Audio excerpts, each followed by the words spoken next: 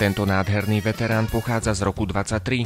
Jeho prvý majiteľ bol z Lovinobane pri Lučenci a tomu, že jeho auto dodnes funguje, by sa určite potešil, veď predsa tohto štvorkolesového tátoša do dnešného dňa obdivujú aj dnešní vodiči.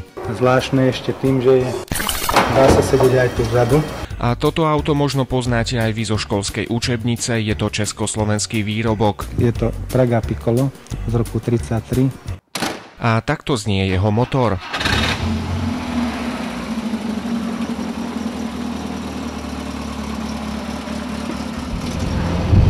Oveľa skorej treba brzdiť, než človek chce zastaviť.